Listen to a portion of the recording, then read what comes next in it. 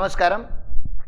So we are into residential status and scope of total income chapter and the chapter is about to end. बहुत अच्छा लग रहा है कि आप लोगों ने कंसिस्टेंटली इसको पढ़ा, बहुत अच्छे से रिवाइज किया और सब कुछ कवर करने के बाद आप चैप्टर एंड होने के लिए यहाँ पे आए हो बेशरम के जैसे नहीं हमेशा आते हो विदाउट रिवीजन, लेकिन चलेगा। मैं मान लेता हूँ कि आपको अब तक मैंने जितने सिचुएशंस पढ़ाए सारे हो चुके हैं। तो we have covered largely 5 situation, first 5 situation. अब हमें क्या करना है? अब हमें डीम्ड रेसिडेंट को कवर करना है। क्या कवर करना है? अब डीम्ड रेसिडेंट मतलब क्या होता है? मान लो कि रेसिडेंट हो, आप रेसिडेंट हो क्या रियलिटी में? नहीं। जब आपको कोई बोलता है कि डीम्ड रेसिडेंट हो तो आप एक्चुअली में रेसिडेंट हो क्या? नहीं, आप रेसिडेंट नहीं हो। आप लोग यहां पे बैठ जाओगे तो मुझे थोड़ा इजी हो जाएगा, ठीक है ना।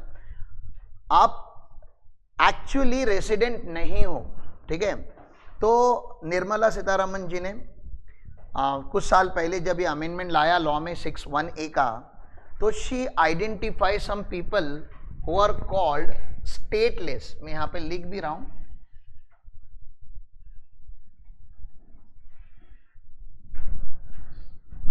तो there are assessees which are called stateless. Stateless का मतलब क्या होता है कि आप ऐसे असेसी हो जिसकी अपनी कोई स्टेट नहीं है। Like there are assessees so smart in India, there are assessees which are so smart in India जो इंडिया में तो रेसिडेंट बनते ही नहीं थे। फॉरगेट अबाउट इंडिया, अगर कोई पर्सन इंडिया में रेसिडेंट नहीं बन रहा है तो किसी और देश का तो रेसिडेंट बनेगा। लाइक अंजेश अभी इंडिया में नहीं है, लेकिन अंजेश कहाँ पे है? दुबई में है। तो इंडिया का रेसिडेंट नहीं बना तो दुबई का तो रेसिडेंट बनेगा। तो आप इंडिया में नहीं रहते मतलब किसी और देश में तो रहते रहोगे। Somewhere on this planet you should become resident, but there are some so smart assessees जो हर देश का रेसिडेंशियल स्टेटस के लॉ, जैसे हमारे देश के लॉ है वैसे हर देश के रेसिडेंशियल स्टेटस के लॉ अंडरस्टैंड करते हैं, and they keep moving from one country to another country and then another country and then another country and then another country in the whole financial year in a such a fashion that they don't become resident of any nation. समझ में आ रहा है? तो आप किसी भी देश के रेसिडेंट नहीं हो, ऐसा तो नहीं होना चाहिए ना। आप बहुत ही ज्यादा स्मार्ट निकल गए। तो ऐसे लोगों को निर्मला सीतारमण जी ने आइडेंटिफाई किया और इनको बोला अगर आपका इस दुनिया में कोई नहीं है तो हम हैं, आप इंडिया के रेसिडेंट माने जाओगे। You are not resident of India, माने जाओगे। डिक्लेयर कर रहे हैं आपको।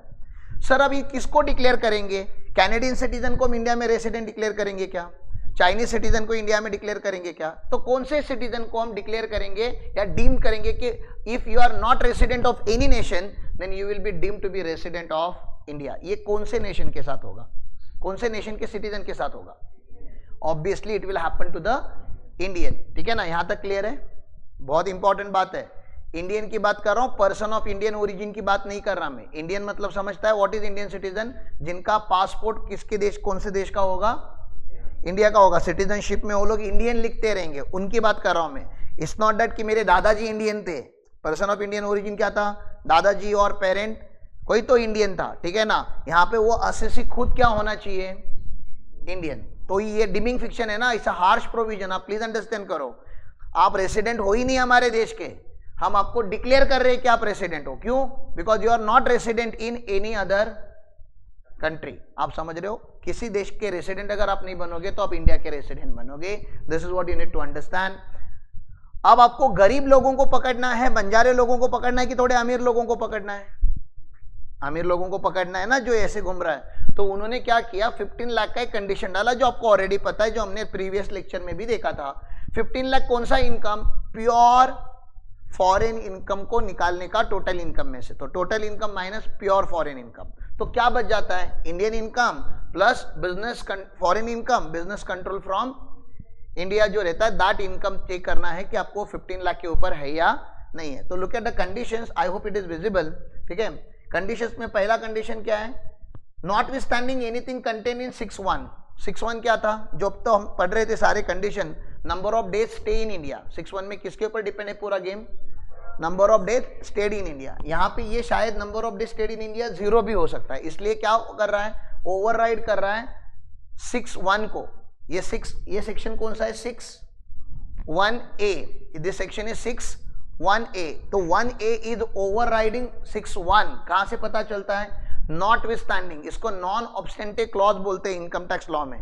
डू नॉट गेट मिसअंडरस्टैंडिंग, आप ऐसा मत समझो, कुछ बच्चों को लगता है कि यहाँ पे मैंने स्पेस देना भूल गया, ठीक है ना, उतना तो फाउंडेशन से पढ़ के आना चाहिए कि आप लोगों को notwithstanding is a single word, single is this, whenever we use this particular language it override some other provision of law, ठीक है ना, लॉ में कोई ना कोई प्रोविजन को ओवरराइड करता है, तो ये कौन से प्रोविजन को ओवरराइड कर रहा है? इट्स 6(1) को ओवरराइड कर रहा है। 6(1) को ओवरराइड कर रहा है मतलब क्या? Irrespective of your number of day stay in India, अगर आप इंडिया में नहीं भी रुके थे या 60 के नीचे भी अगर रुके थे, ठीक है ना, still you can become resident if you comply all this condition. ये किसके लिए? खाली Indian citizen, not for PIO, only Indian citizen. Then having total income other than foreign source income, याद आ रहा है ना, pure foreign source income exceeding rupees कितना? 15 lakh, shall be deemed to be resident in India, ठीक है ना, in that previous year if it is not liable to tax in any other country or territory by reason of his domicile or residence or any other criteria of similar nature. ये समझ में आ रहा है?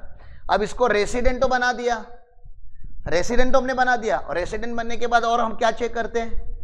Resident कोई status नहीं होता, अभी और क्या चेक करना है? ऑर्डिनरी है या नॉन ऑर्डिनरी। OR बना दोगे इसको, OR बना के ग्लोबल इनकम इंडिया में टैक्स करोगे बेचारे का? नहीं, हमको क्या टैक्स चाहिए? इंडियन इनकम के ऊपर। इंडियन इनकम के ऊपर तो वैसे भी टैक्स होता, नॉन रेसिडेंट होता तभी भी। डीम्ड रेसिडेंट बनाने की क्या जरूरत थी? नॉन रेसिडेंट होता तभी भी टैक्स होता। तो अभी बीच में बचा कौन? इसको OR नहीं बनाया, ये NR था लेकिन इसको हमने R बनाया, तो अभी बच क्या गया? ये NOR बन गया। क्या बन गया है? Non ordinary. तो फिर से आप मुझे बता दो, नॉन ऑर्डिनरी रेसिडेंट का कौन सा इनकम इंडिया में टैक्स होता है? इंडियन इनकम तो हो ही रहा था, plus foreign income which is controlled from business, जिस जहां से कंट्रोल किया था। तो आप समझते हो इतना पूरा प्रोविजन डाल के अगेन बेनिफिट क्या मिला गवर्नमेंट ऑफ इंडिया को? इंडियन इनकम के ऊपर वैसे भी टैक्स था, फॉरेन इनकम के ऊपर अभी भी टैक्स नहीं है। बच कौन सा गया? बीच वाला इनकम। कौन सा बीच वाला इनकम? फॉरेन में है इनकम, दुबई में है कंपनी, लेकिन कंट्रोल कहां से हो रही है? वो वाला इनकम जिसके ऊपर हम टैक्स नहीं ले पा रहे थे, उसको टैक्स करने के लिए हमने डीम्ड रेसिडेंट लाया। स्कोप के साथ आपको लिंक करके पढ़ना है। You have to always link residential status का chapter with scope of total income, then only you will understand. तो this is the another case. तो यहाँ पे कहीं पे तो आप स्कोप, जब आप नोट्स बनाओगे तो प्लीज यहाँ पे स्कोप ऐड कर देना। क्या ऐड कर देना? स्कोप। तो स्कोप में क्या आएगा मुझे बताओ? इंडियन इनकम तो आ ही जाएगा, और प्लस फॉरेन इनकम जो क्या है? बिजनेस कंट्रोल फ्रॉम इंडिया वाला फॉरेन इनकम होता है। तो इसी इनकम को टैक्स करने के लिए ये कॉन्सेप्ट लाया गया, और कुछ नहीं, ठीक है ना। There is nothing else which is taxable here, खाली यही एक इनकम है जो टैक्सेबल हो रहा है। यहां तक क्लियर है? चलो आगे। अब किसी ने पूछा कि नॉन रेसिडेंट कैसे बनने का, what are the condition to become non resident? कोई बता सकता है नॉन रेसिडेंट कैसे बनते हैं? नॉन रेसिडेंट कैसे? मैंने आपको नहीं पढ़ाया रेसिडेंट कैसे, मैंने आपको नॉन रेसिडेंट कैसे बनने का वो नहीं पढ़ाया। I have taught you how to become resident, then can you tell me how to become non resident? ऐसा लॉ में क्या लिखूं? I wanted to define non resident, तो ऐसा लॉ में क्या लिखूं कि आपको पता चल जाएगा कि आप नॉन रेसिडेंट हो? अब तक हम क्या पढ़ रहे हैं? 6 सिचुएशन में हाउ टू बिकम, तो अभी नॉन रेसिडेंट लिखने का है। क्या लिखूं? नहीं, लेस देन 120 वगैरह कैसे लिखूं? 6 सिचुएशन है ना अलग अलग। Should I put number of days again? सारी कंडीशन 6 और सिचुएशन पढ़ाऊं आपको नॉन रेसिडेंट बनाने की, तो क्या करना चाहिए लॉ मेकर को? How do you define non resident? नहीं, मैं आपको पूछ रहा हूं इंडिया में नॉन रेसिडेंट का डेफिनेशन क्या होना चाहिए? Tell me. Even if it is wrong, tell me. In fact, I have already told you so many times. हाँ, तो वही उतना ही तो बोलना है जो रेसिडेंट नहीं है। रेसिडेंट बनने के लिए हमने इतने सारे पेजेस पढ़े। I cannot write so many pages again to teach you who is non resident. तो अगर आप रेसिडेंट नहीं बने तो आप क्या बन जाओगे? That's simple no. लेकिन अभी और एक लाइन ऐड करनी पड़ेगी उसमें। आप रेसिडेंट नहीं बने तो पहले आप डायरेक्टली क्या बन जाते थे? Non resident. अब बीच में और एक कौन सा कंडीशन आ गया? नहीं, डीम्ड रेसिडेंस का भी आया ना। अगर आप रेसिडेंट नहीं हो तो और आप क्या बन सकते थे, डीम रेसिडेंट भी बन सकते हो। तो अभी नॉन रेसिडेंट की कंडीशन क्या आएंगी, जो रेसिडेंट भी नहीं है और जो डीम्ड टू बी रेसिडेंट भी नहीं है, वो अभी कौन हो गया। तो इस वर्ल्ड में अभी 3 टाइप के लोग हो गए ना, एक रेसिडेंट, एक डीम रेसिडेंट, और जो बच गए वो नॉन रेसिडेंट। तो नॉन रेसिडेंट पढ़ाने के लिए मुझे खाली 2 ही सेंटेंस पढ़ाने पड़ते। Can you see this?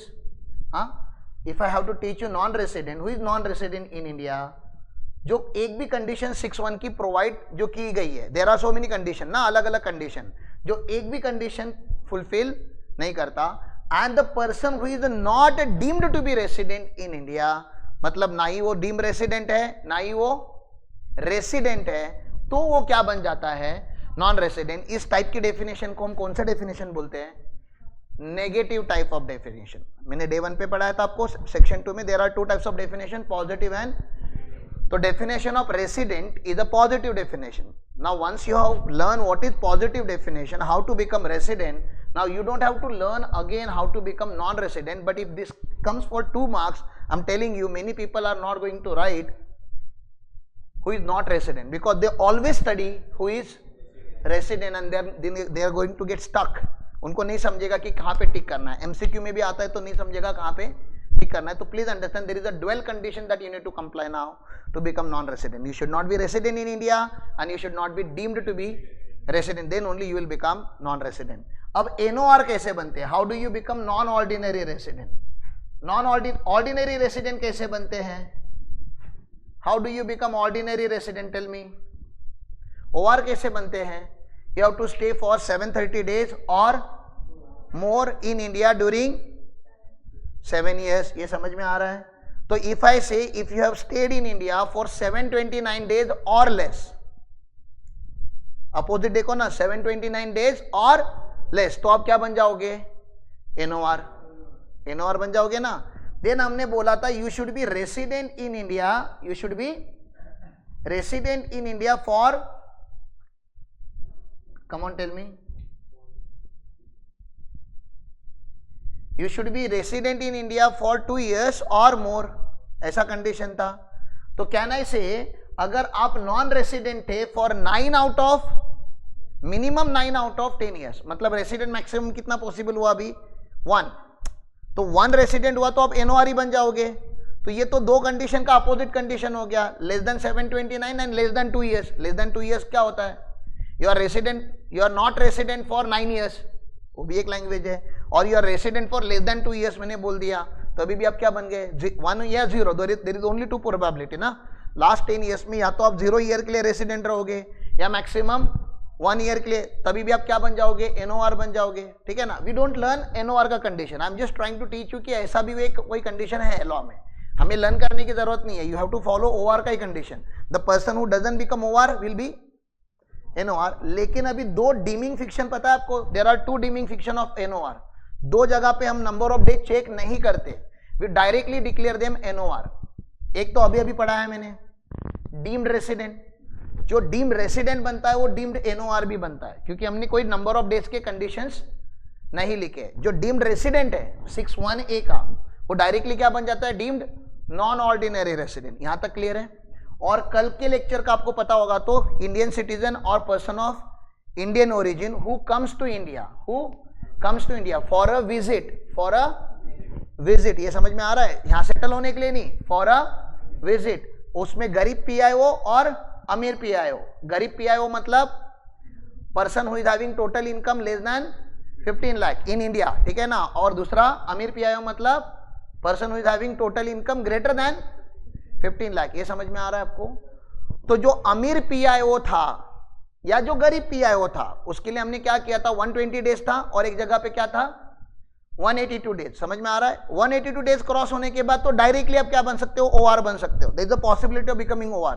लेकिन जो 120 और 182 के बीच में था, मैंने आपको क्या बताया था, वहां पे एडिशनल कंडीशन ही नहीं लिखा है।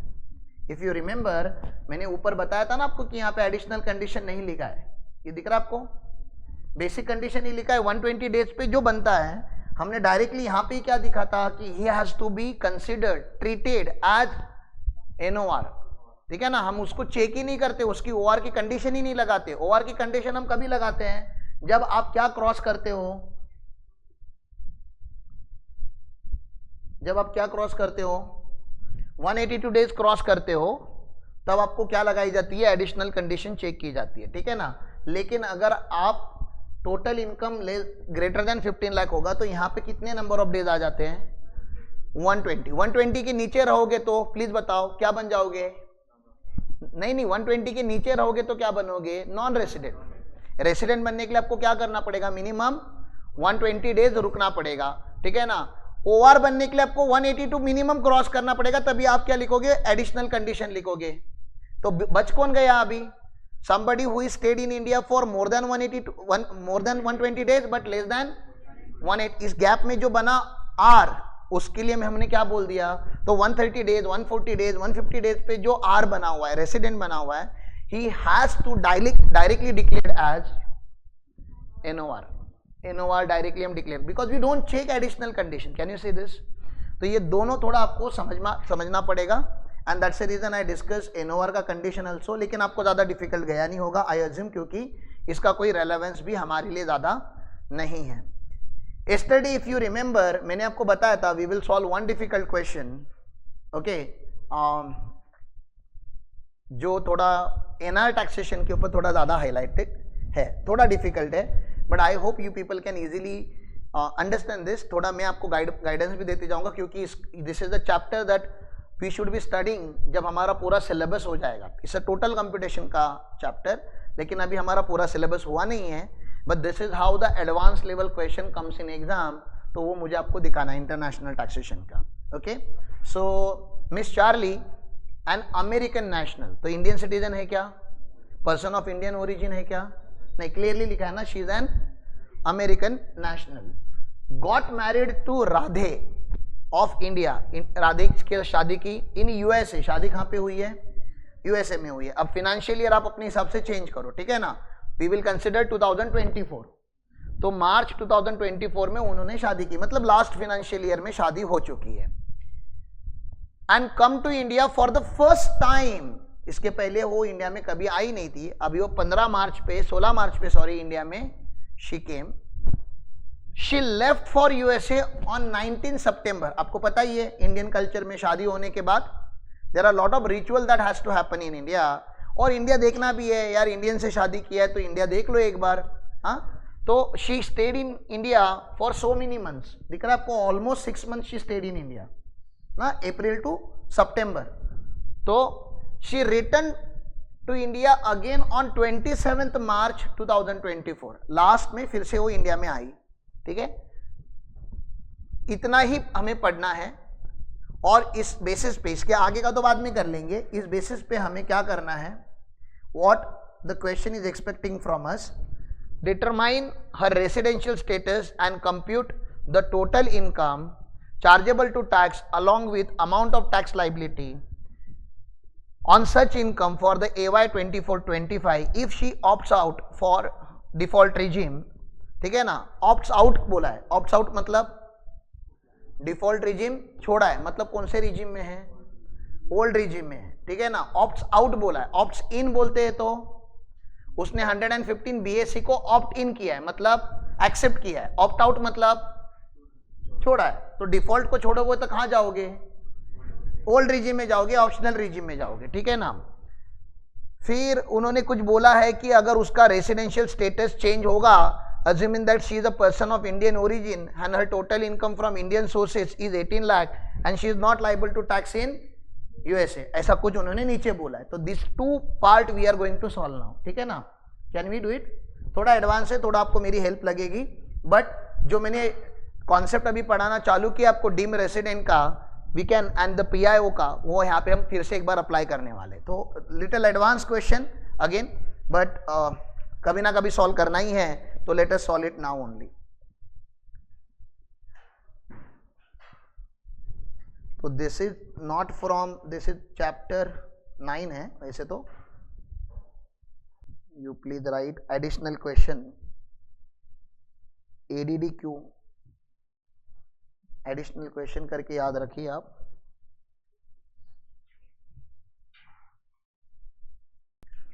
अस्सी राधे है, अस्सी हमारी राधे है कि चार्ली हम किसके लिए कंप्यूट कर रहे हैं?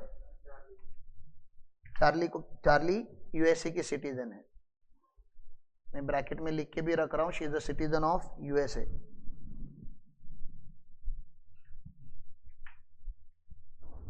लीगल स्टेटस क्या लग रहा है आपको? लीगल स्टेटस क्या होता है किसी का भी?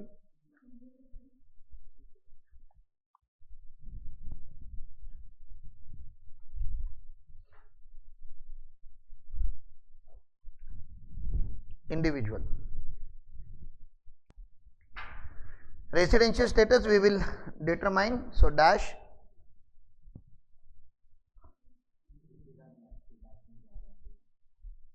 मैं साइड हो जाऊंगा।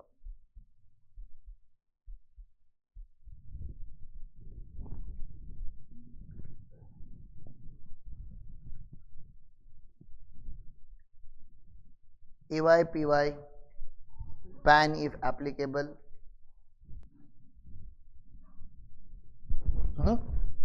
See if you can, if it is visible.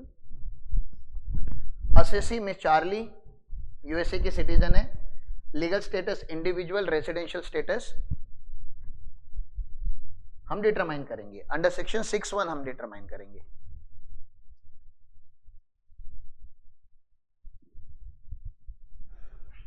This is part A, please write down part A, क्योंकि there are 2 parts of the question. This is part A.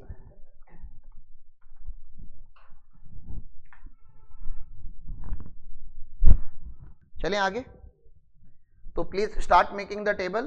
Condition, number of days stayed in India and remark. Condition, number of days stayed in India, remark.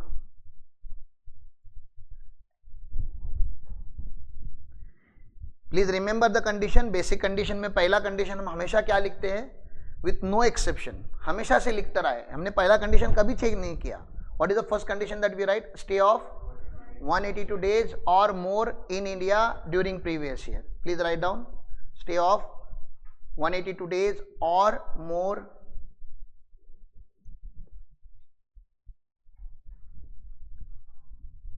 in India during previous year. मैं आपको time दे रहा हूं 5 minute का, ठीक है ना? By reading the first paragraph, please tell me how many days Charlie stayed in India. आप मुझे बता दो प्लीज। हाँ, जो आपने लिखा है कंडीशन वो रीड करो और बताओ वो कब इंडिया में आई, कब इंडिया, उसको वो 2 बार इंडिया में आई, दिख रहा है ना आपको? फर्स्ट 16 मार्च को आई है, please come, and then she left for USA on 19 सितंबर and then again she came on 27 March. ठीक है, I want number of days stayed in India. India में रुकी थी ना, वो रुकी थी ना? आई वांट, कंप्यूट करो, डिटरमाइन करो, मुझे निकाल। चैप्टर खत्म हो गया अभी। Now you should be able to do it at your own. आपने रिवीजन किया होगा तो आपको समझ में आएगा करना क्या है। प्रैक्टिस करना आपकी रिस्पॉन्सिबिलिटी है, मेरी नहीं। मेरा रेसिडेंशियल स्टेटस ऑफ इंडिविजुअल पढ़ा के हो गया है, आप देख लो आपको आ रहा है क्या। If this was your question in exam, how will you handle it? मुझे नंबर ऑफ डेज दो, मेरे को क्वेश्चन मत पूछो। आप लोग आपके एग्जाम में आप डिस्कशन ग्रुप प्रोजेक्ट करने वाले हो क्या? आप मेरे को आंसर बताओ ना डायरेक्टली। मैं सिंपल सा, मैं तो अभी तक आपको उसका टैक्स वगैरह भी निकालने नहीं बोल रहा हूं। मैं सिंपली बता रहा हूं नंबर ऑफ डेज काउंट करो, प्रीवियस ईयर में कितने दिन के लिए वो इंडिया में थी।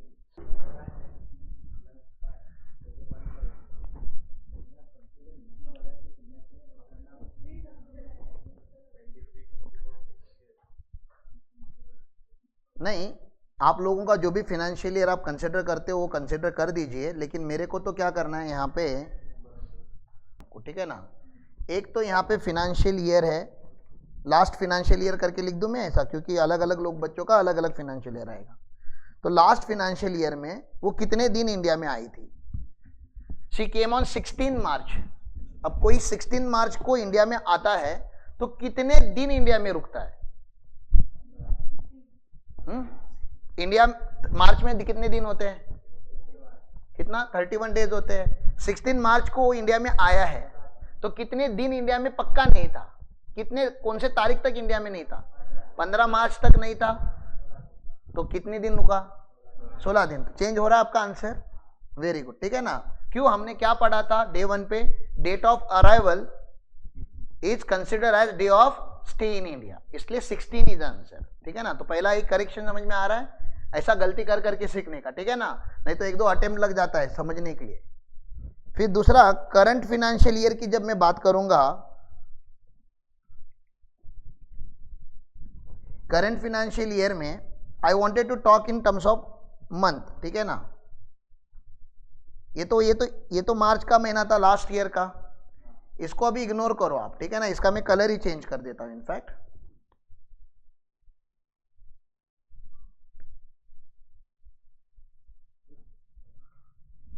ये जाने दो। अभी करंट, जब मार्च में वो इंडिया में आई थी तो अप्रैल में कहां पे रहेगी? इंडिया में रहेगी। तो अप्रैल में कितने डेज होते हैं? 30 डेज होते हैं। मई में कितने दिन होते हैं? 31 डेज होते हैं। जून में कितने दिन होते हैं? मुझको इसको थोड़ा श्रिंक करना पड़ेगा।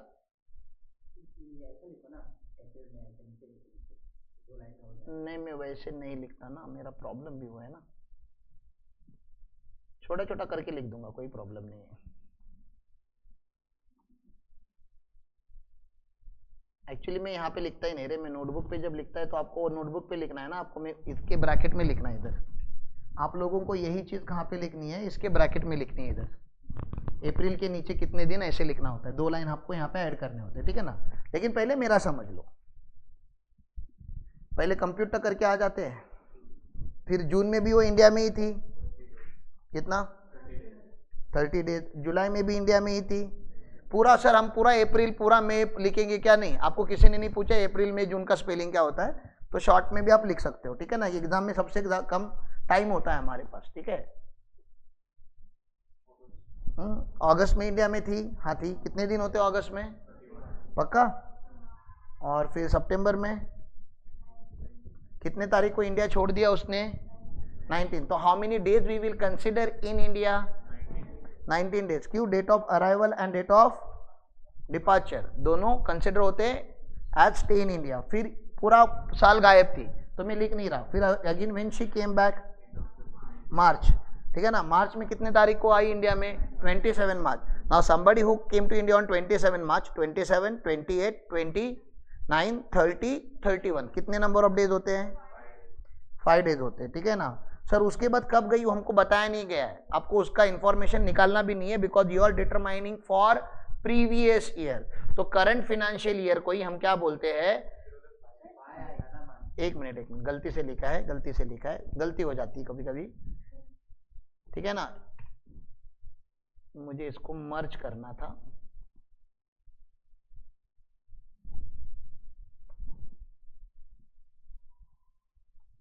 ये क्लियर है आप लोगों को?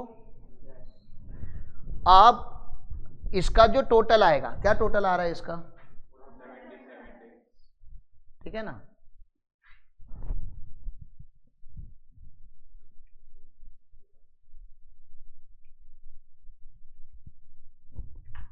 $177 डेज आ रहा है। अगर गलती से, एक जो कॉमन मिस्टेक है वो बच्चे ये करते हैं एग्जाम में, वो 177 को भी कंसिडर करते हैं और ये 16 को भी कंसिडर करते हैं, because she came to India on March. तो काउंट करते कि टोटल इंडिया में कितने दिन थी।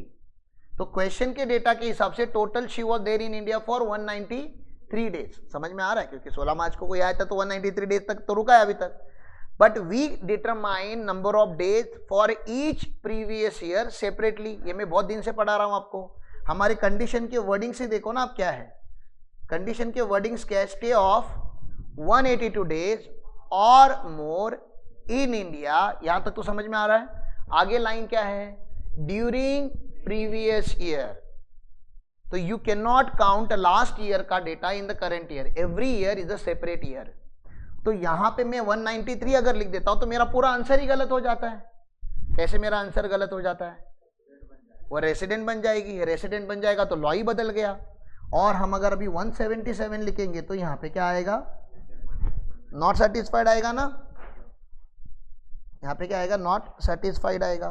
और नॉट सेटिस्फाइड मतलब हम पहले कंडीशन से तो बच गए, तो नहीं तो चार्ली राधे को इधर ही इंडिया में छोड़ के चली जाती अगर उसको आप रेसिडेंट बनाते। तो ऐसे ही अमेरिकन लड़की मिलना आसान नहीं है, आपको मिल गई है तो उसको जरा संभाल के रखो, ठीक है।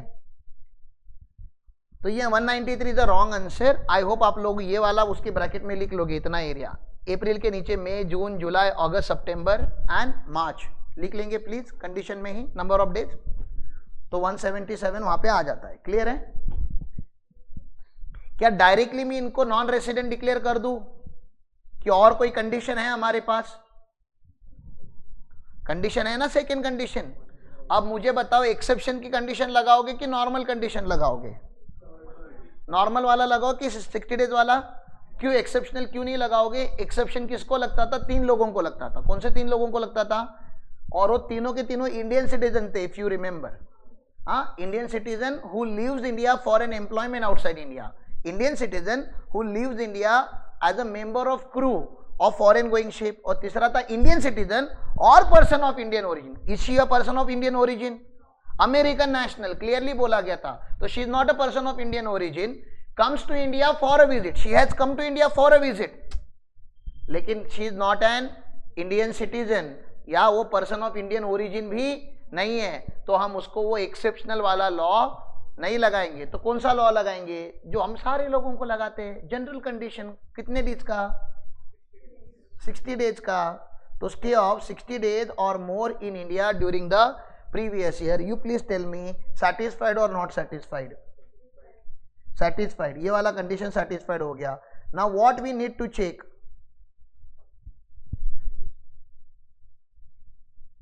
कम ऑन टेल मी ना। एंड पार्ट बाकी है ना, एंड क्या चेक करना है अभी? Stay of 365 days or more in India during 4 years immediately preceding previous year. तो कैन यू टेल मी, एक लाइन था क्वेश्चन में, she came to India for the first time, she came to India for the first time. इस wording का मतलब क्या है? इसके पहले वो इंडिया में कभी आई नहीं थी। तो आप मुझे बता सकते हो क्या लास्ट 4 year का, उसका जब आप number of day state in India निकालोगे तो पहले 0 आएगा, फिर 0 आएगा ना, फिर 0 आएगा और फिर 16 आएगा। डू यू रिमेंबर 16 कहां से आया? 16 नहीं, कितना था? 17 था ना? 16 था, 16 था ना? 16 मार्च को आई थी ना, तो 31 मार्च तक इंडिया में रहेगी। आई डोंट नो कितना था ये, आर यू श्योर 16 था? ठीक है। तो इफ आई राइट 16 ईयर तो क्या लिखूं, सेटिस्फाइड और नॉट सेटिस्फाइड? तो नॉट सेटिस्फाइड लिखने से क्या बन गई? वो नॉन रेसिडेंट बन गई? नहीं, आपको क्या सोचना था, ऐसे डायरेक्टली नॉन रेसिडेंट नहीं बोलना था। She is not a resident as per 6(1), she is not a resident as per 6(1), ये तो पक्का है। 6(1) के हिसाब से नहीं है वो रेसिडेंट। क्या 6(1)A लग सकता है उसको? डीम रेसिडेंट बना देते हैं ना, मजा ही जाएगा। डीम रेसिडेंट बना, अमेरिकन है, शादी कर ली इंडियन से, डीम रेसिडेंट बना देते हैं, ऐसा चलेगा क्या? 6(1)A लगा दोगे क्या? किधर भी लिखा है क्या शी इज अ स्टेटलेस? अरे लिखा किधर भी, और लिखते तभी भी तुम्हारे बाप का क्या जा रहा है? वो कौन से देश के सिटीजन है? अमेरिकन नेशनल्स को आप इंडिया में डीम रेसिडेंट डिक्लेयर कर सकते हो क्या? नहीं कर सकते हो ना। आप अपने लोगों का देखो ना, अमेरिकन लोगों को निकले आप लोग डीम रेसिडेंट करने के लिए, मन में तो आया था आपके एक बार कि डिक्लेयर कर देते डीम रेसिडेंट, मजा ही आ जाएगा, टैक्स ही मिल जाएगा। हाँ, तो ऐसा तो पूरे प्लानेट को ही बोल दो, everybody is deem to be resident in India. हाँ, तो इतना निश्चित नहीं बनो। तो आपको यहाँ पे लिखना है कंक्लूजन में, शी हैज, जो भी मिस चार्ली है,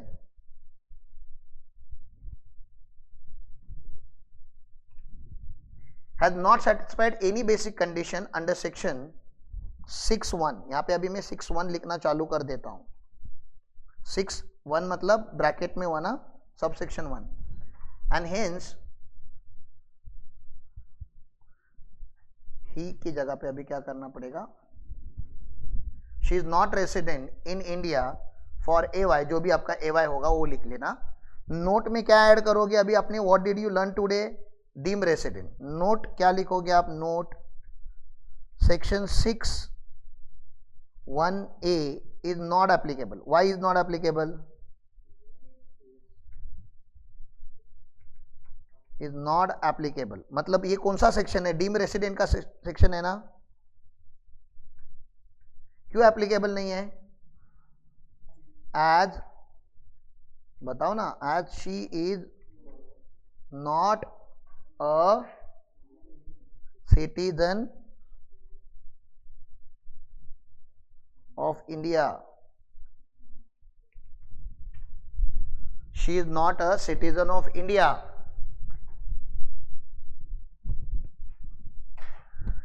ब्रेन अप्लाई करना है, ब्रेन, ठीक है ना, और लेक्चर में रेगुलर आना है, और लेक्चर मिस हो गए तो ऑनलाइन देखने हैं, इसलिए रिकॉर्ड किए जा रहे हैं.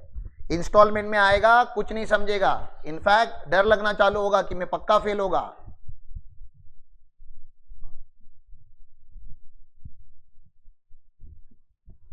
अगर वो नॉन रेसिडेंट बनी तो can you please tell me scope of total income. India में टैक्स लगेगा क्या उसको? नॉन रेसिडेंट बनी है, इंडिया में टैक्स लगेगा कि नहीं लगेगा? कौन से इनकम के ऊपर? और बिजनेस कंट्रोल फ्रॉम इंडिया रहेगा तो नहीं लगेगा, नॉन रेसिडेंट पे नहीं लगता, ठीक है ना. नॉन रेसिडेंट का खाली कौन सा इनकम टैक्सेबल होता है? इंडियन इनकम टैक्सेबल होता है. तो थोड़ा समझ में आना चाहिए आपको कि हम कर क्या रहे हैं. Only Indian income is taxable in India. Scope भी लिख लो प्लीज. स्कोप सेक्शन 5 का है जो हम अभी पढ़ने वाले हैं. अगर आप लोगों को सेक्शन 6 समझ में आए तो 5 पढ़ाने में मजा आएगा. आप लोगों को 6 ही नहीं समझा तो 5 रहने दो फिर. अब खाली आपने इस क्वेश्चन तक स्कोप खाली लिखते आए थे, इन्होंने बोला इस क्वेश्चन में कंप्यूट करके दिखाओ कि कैसे आप स्कोप को कंप्यूट करोगे. तो give the heading computation of total income. Give the heading computation of total income. Computation of total income. बात करें कंप्यूटेशन ऑफ टोटल इनकम की. While in India she had purchase a showroom in Mumbai. तो मुंबई में showroom लिया, 30 अप्रैल पे India में थी ना, मार्च में इंडिया में आई थी, 1-1.5 महीना घुमा यहाँ पे. फिर आपको पता है ना, मैंने आपको कल कितना बताया, इंडिया में आने के बाद दे गेट वेरी हैप्पी. वो इंडिया में houses are so cheap, only 1 crore rupees. क्यों? वो डॉलर में कमाते हैं ना, डॉलर को जब वो कन्वर्ट करते हैं इंडिया में तो for them it is very cheap actually.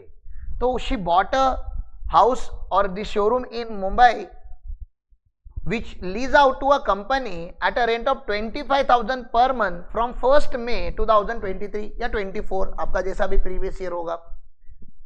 She had taken loan for purchase of this showroom on which bank had charged interest of 97,500. तो ये हाउस प्रॉपर्टी है. अब तो पहला तो हम लोग ये कर लेंगे income from house property. Assuming आप लोगों को इनकम फ्रॉम हाउस प्रॉपर्टी आता है, नहीं आता तो वेट करो, जब आएगा तब आएगा. जिनको आता है हम लोग उनके लिए करते हैं, ठीक है ना. इनकम फ्रॉम हाउस प्रॉपर्टी ऐसे लिखना होता है. नहीं आता होगा तभी भी टेंशन मत लो, एक दिन आना चालू हो जाएगा. यही तो चालू होने वाला है अभी हेड्स ऑफ इनकम, ठीक है ना.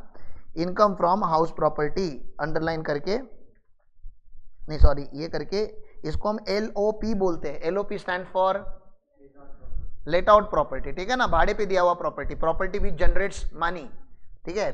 तो इसकी कुछ कैलकुलेशंस होते हैं. हमें फेयर रेंट लगता है, एक्चुअल रेंट लगता है, विच इज हायर वगैरह, ऐसा कुछ हम करते हैं. बट इग्नोरिंग ऑल दैट मैं डायरेक्टली स्टार्ट कर रहा हूं ग्रॉस एनुअल वैल्यू के साथ, क्योंकि आप लोगों को मैंने चैप्टर अभी तक पढ़ाया नहीं है, ऐसे अज्यूम कर रहा हूं. तो I am writing for you guys gross annual value. There is something called GAV, gross annual value. और यहाँ पे ग्रॉस एनुअल वैल्यू स्टार्ट होगी 25,000 रुपीज पर मंथ से. लेकिन क्योंकि इन्होंने 1 मई पे ये रेंट पे दिया था, 1 मई टू 31 मार्च कितने महीने होते हैं? 11 मंथ होते हैं. तो 11 मंथ का हमें रेंट कंप्यूट करना पड़ेगा. 11 मंथ का रेंट कितना आता है? 2,75,000 इनर कॉलम में लिख रहा हूँ मैं, 2,75,000, ठीक है. अभी मुझे इसमें से लेस करना होता है म्युनिसिपल टैक्स, लेस करना होता है म्युनिसिपल टैक्स.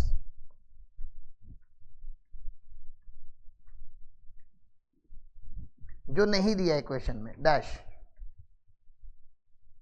और उसके बाद आती है नेट एनुअल वैल्यू।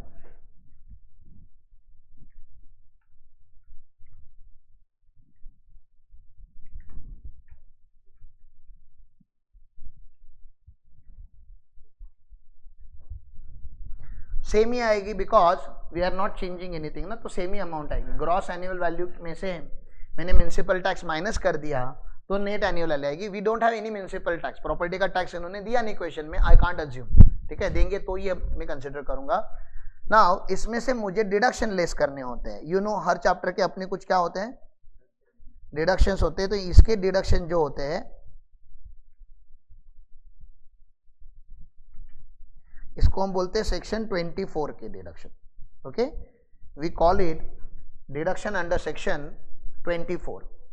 तो 24 में दो टाइप के डिडक्शन होते हैं, एक होता है स्टैंडर्ड डिडक्शन, जो मैंने आपको थोड़ा लाइटली कभी ना कभी बताया हुआ है कि 30% of the net annual value, जो भी नेट एनुअल वैल्यू आई है उसका कितना मिलता है हमें, 30% स्टैंडर्ड। एक्चुअल में आपको खर्चा किधर भी लिखा है क्या क्वेश्चन में, actually she spend this much money and all, electricity पे, म्युनिसिपल अपना मेंटेनेंस के ऊपर या रिपेयर के ऊपर, they have not given.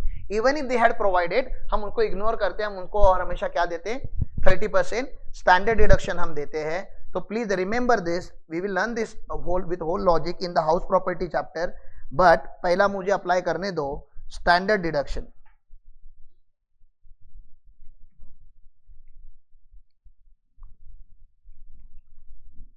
Eight the rate of 30%। तो इसका 30% कितना आ रहा है,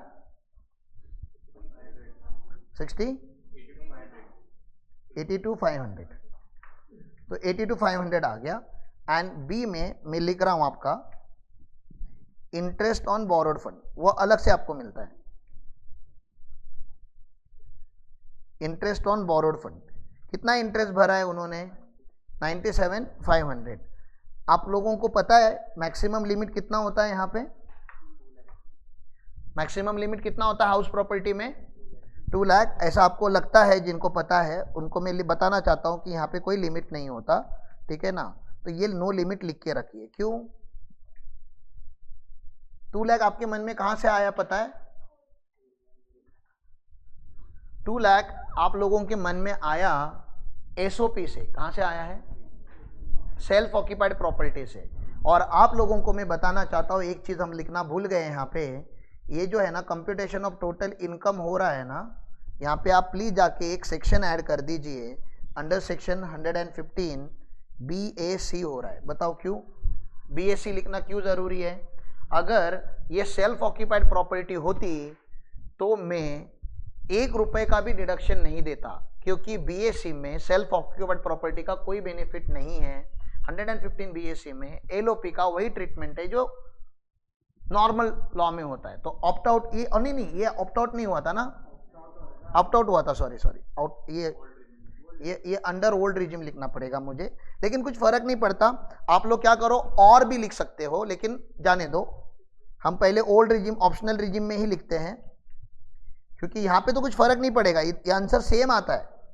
मैं आपको बताने का भी क्या ट्राई कर रहा था, भले ये 115 BAC हो या ओल्ड रिजिम हो, LOP का ट्रीटमेंट चेंज नहीं होता। LOP का ट्रीटमेंट दोनों लॉ में सेम रहता है। चेंज अगर कुछ होता है तो SOP का होता है। People who understand what is LOP and SOP, उनके लिए बता रहा हूं, क्योंकि रिकॉर्डेड लाइन पे अलग अलग बच्चे देखते हैं, राइट। तो कैन आई गो अहेड, तो ये ट्रीटमेंट हो गया। अब मुझे बताओ इसका नेट इनकम कितना आएगा, आउटर कॉलम में ले रहा हूं मैं,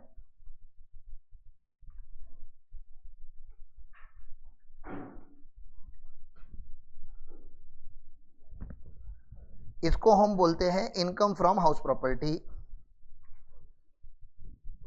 जो ऊपर हेडिंग दिया ही है, लेकिन फिर से अगर आपको एक बार लिखना है तो लिख सकते हो। इनकम फ्रॉम हाउस प्रॉपर्टी आ गया।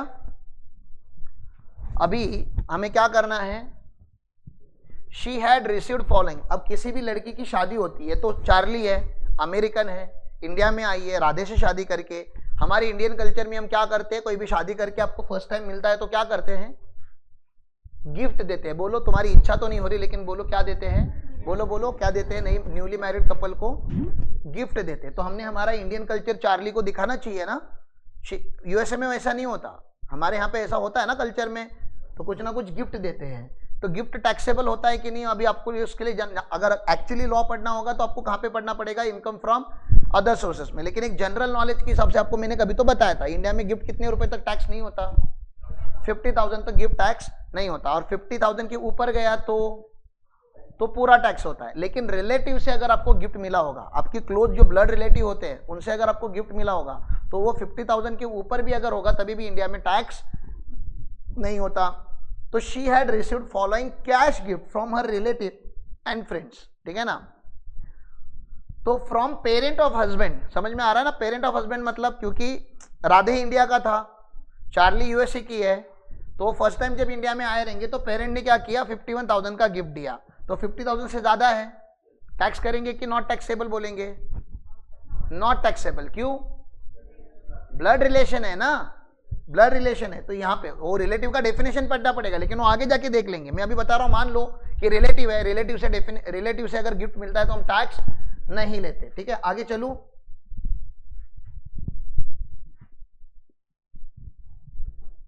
फिर क्या बोला उन्होंने? From married sister of husband. ओहो, मैरिड सिस्टर। मुझे बताओ, सिस्टर की अगर शादी हो गई तो वो सिस्टर रहती है कि नहीं रहती? नहीं रहती? रहती है कि नहीं रहती? अरे अभी तो मत बोलो नहीं रहती, अभी 19 को आपको कलेक्शन का डे आ रहा है, रक्षाबंधन आ रहा है, उस दिन तो भाई याद आता है। पूरे साल भर नहीं आता रहेगा, लेकिन रक्षाबंधन के दिन तो याद आता है। तो रहती है कि नहीं रहती? मतलब रिलेशन तो वही रहेगा ना, मैरिड सिस्टर हो या अनमैरिड सिस्टर हो, सिस्टर तो सिस्टर होती है। और सिस्टर भी आपको गिफ्ट दे रही है, टैक्स करेंगे कि नहीं करेंगे? नहीं करेंगे, क्योंकि वो भी क्या है? रिलेटिव है, ठीक है ना। क्या है? रिलेटिव। भले आप अपने हस्बैंड से कितनी भी, अपने हस्बैंड से या अपने हस्बैंड के परिवार से कितना भी नफरत कर लो, ठीक है ना, लॉ बोलता है वो आपकी रिलेटिव है, तो आपको मानना पड़ेगा कि वो आपके रिलेटिव है, ठीक है ना। कुछ हरामखोर दोस्त हमेशा होते हैं, होते ही कि नहीं? आपने फॉरेन की लड़की से शादी की है, वैसे तो आपको कॉन्ग्रेचुलेट बोलने नहीं आने वाले थे वो, लेकिन बिकॉज आपकी अभी वाइफ अमेरिकन है, मिलने आएंगे कि नहीं? ठीक है ना। और ऐसा थोड़ा ऐसा दिखाएंगे ना कि हम लोग भी मतलब दिलदार लोग हैं, ऐसे क्या कर रहे हो, क्योंकि चार्ली की भी कुछ पहचान होगी वहां पे यूएसए में। आपको पता है हम बॉयज लोग कैसे रहते हैं, एक का अगर सेटिंग हो गया तो बाकी लोग, हमारा भी देखो कुछ हो रहा है क्या उधर, हाँ।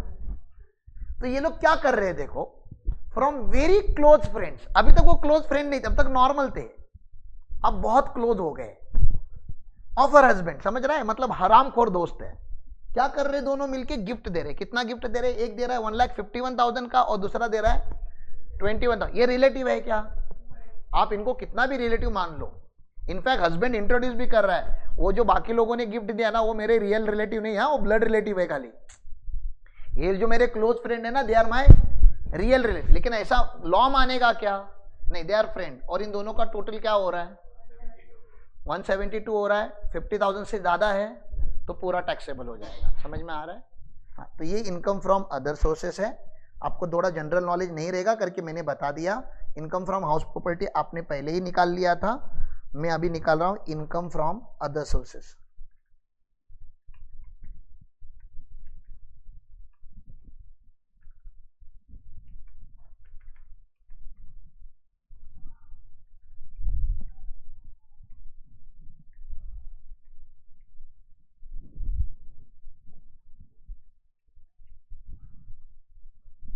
Gift from parent of spouse, spouse लिख रहा हूं मैं, कोई भी रहने तो, इधर हस्बैंड वगैरह लैंग्वेज यूज किया है, मैं स्पाउस का लैंग्वेज यूज कर रहा हूं। Gift from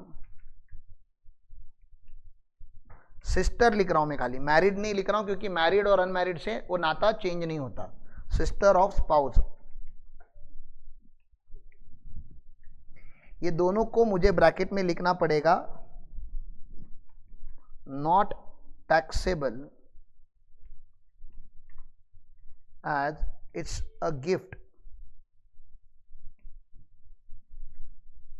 from relatives.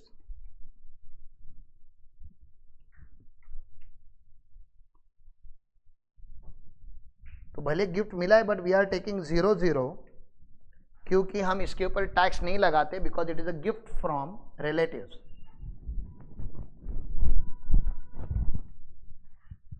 Taxable gift under section 56 subsection 2 clause 10 बोलते हैं इसको, आपको ऐसे लिखना पड़ता है। This is the section IFOS का सेक्शन है, उसको एक्स को 10 बोलते हैं लेकिन लिखते एक्स ही है, ठीक है ना, छोटू एक्स है वो।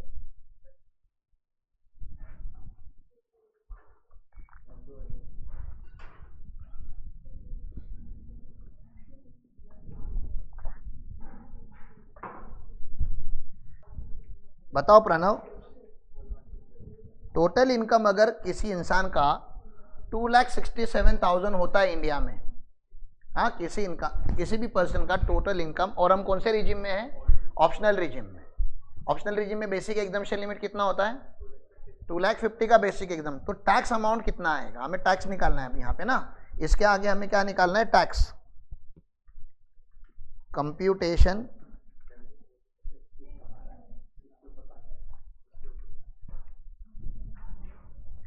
Computation of tax. मेरी नाक मत कटाओ, मैंने आप लोगों को कंप्यूटेशन ऑफ टैक्स बहुत अच्छे से पढ़ाया ऐसा मुझे लगता है, ठीक है ना। कितना अमाउंट आएगा टैक्स का, फाइनल अमाउंट मुझे चाहिए। आपको जितना भी मैंने लॉ पढ़ा है, सरचार्ज लगेगा क्या, नहीं, क्यों, 50 लाख के ऊपर इनकम नहीं है। रिबेट लगेगा क्या, सोचो ओल्ड रिजिम में रिबेट कितने लाख तक लगता है, 5 लाख तक रिबेट लगता है ना। कितना होता है रिबेट, 12,500। आपने वो मूवी देखा है वो रेड बटन वाला, जब फ्लाइट क्रैश होता है, क्या नाम है मूवी का, धमाल करके मूवी पता है आपको। उसमें वो बताता है कि भाई साहब सब कुछ बंद हो गया, ये हो गया वो हो गया, ठीक है ना। फिर बोलता है आपको रेड बटन दिख रहा है, बोलता है हाँ दबा दिया है। फिर क्या बोलता है, बस वही नहीं दबाना आता। तो आपके मन में क्या आता है, 5 लाख के नीचे इनकम है, आपके मन में इमीडिएटली क्या आता है, रिबेट लगा देते हैं। मुझे क्या बताना है पता है, बस वही नहीं लगाना था। क्यों नहीं लगाना था, रिबेट जो होता है ना वो रेसिडेंट के लिए होता है। किसके लिए होता है, और जो चार्ली जो है ना वो कौन है, non resident. Up to 2.5 lakh, हाँ क्या होता है, 0 होता है। 2.5 लाख क्योंकि ओल्ड रिजिम है ना, 2.5 lakh eight the rate of 5% होता है। तो 5% के लिए कितना बचा है यहाँ पे बताओ ना आप, 267 है तो 17,000 का क्या करना पड़ेगा अपने को, 5%। तो 17,000 का 5% कितना आएगा,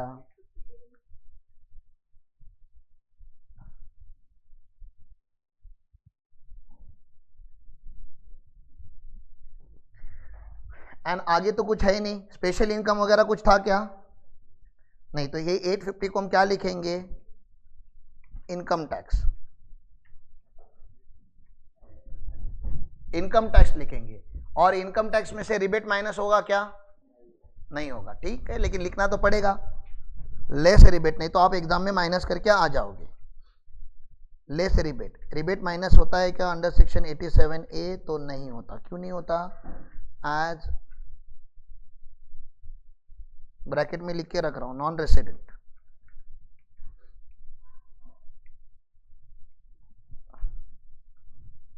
नॉन रेसिडेंट को रिबेट नहीं दिया जाता।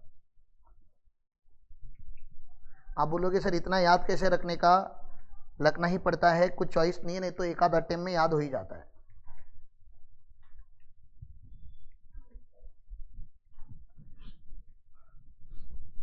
याद नहीं रहता तो कुछ नहीं, इंस्टीट्यूट आपको बार बार मौका देती है पढ़ने का, आपको मल्टीपल चांसेस मिलेंगे, कभी ना कभी तो याद हो ही जाता है। हम लोग ने प्लानिंग नहीं किया, हाँ प्रणव, हाँ रिबेट की वजह से तो हमने प्लानिंग किया था ना, हाँ तो वही कैसे करते पता है ना, क्या इतना तो याद आना चाहिए था। लेकिन ये फाइनल टैक्स लाइबिलिटी है क्या, नहीं। क्या ऐड करना बाकी है, हेल्थ एंड एजुकेशन सेस कितना परसेंट, 4%, तो 4% ऐड करो। क्या ये टैक्स लाइबिलिटी फाइनल है, बताओ अभी क्या रह गया है, ये टैक्स लाइबिलिटी फाइनल है क्या, 884, नहीं, ये भी फाइनल नहीं है, ये भी गलत है, क्योंकि अभी इसमें क्या होना बाकी है, सेक्शन 288B लगना बाकी है जो राउंडिंग ऑफ करता है, और 288B में कितना आएगा 880, क्योंकि 10 रुपए का राउंडिंग ऑफ लगता है। क्लियर है? बहुत डिफिकल्ट था क्या? बच्चे ऐसे ही फेल नहीं होते हमारे एग्जाम में, पढ़ते कुछ और जाते हैं, करना कुछ और होता है। हाँ, और तुम लिखते कुछ और है। आपको लगता होगा क्वेश्चन खत्म हो गया है, नहीं हुआ है, पार्ट ए खत्म हुआ है, पार्ट बी बाकी है। पार्ट बी का आंसर मैं आप लोगों से एक्सपेक्ट करता हूं, पढ़ो। Would her residential status undergo any change assuming that she is a person of Indian origin and her total income from Indian source is 18 lakh and she is not liable to pay tax in USA? मतलब वो USA की भी citizen नहीं है। समझ में आ रहा है? रेसिडेंशियल स्टेटस में कुछ भी चेंज होगा क्या? तो निकालो ना। अरे निकालो मतलब सोच को तो बताओ, क्या सोचोगे आप?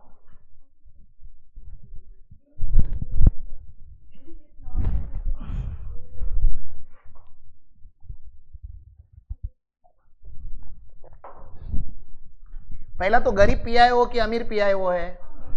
अमीर पीआईओ, क्योंकि 18 लाख का इनकम है। 18 लाख का इनकम होता है तो हम लोग क्या चेंज करते हैं वहां पे?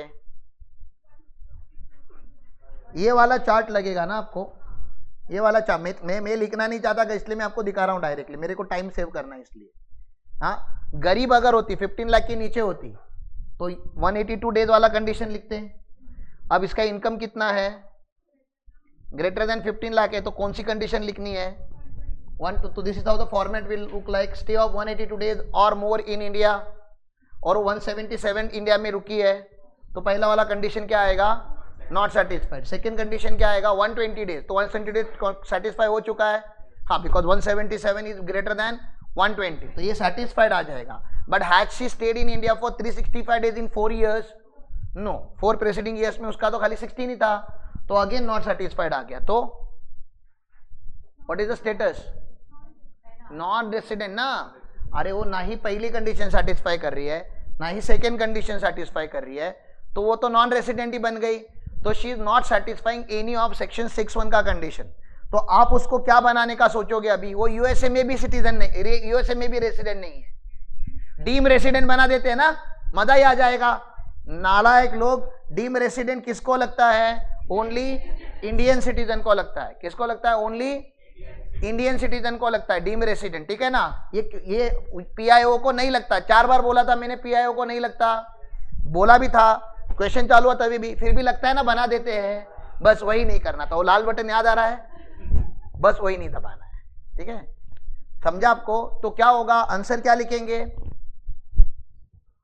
ना ही वो रेसिडेंट है और ना ही वो डीम टू बी रेसिडेंट है, मतलब वो नॉन रेसिडेंट है। वो 2 कंडीशन जो लिखे थे वो दोनों लिखने पड़ेंगे, ये दोनों पैराग्राफ लिखने पड़ेंगे आपको, ठीक है? ये होमवर्क दे दूं इतना, ठीक है ना? नहीं समझा तो नेक्स्ट अटेम्प्ट। थैंक्स।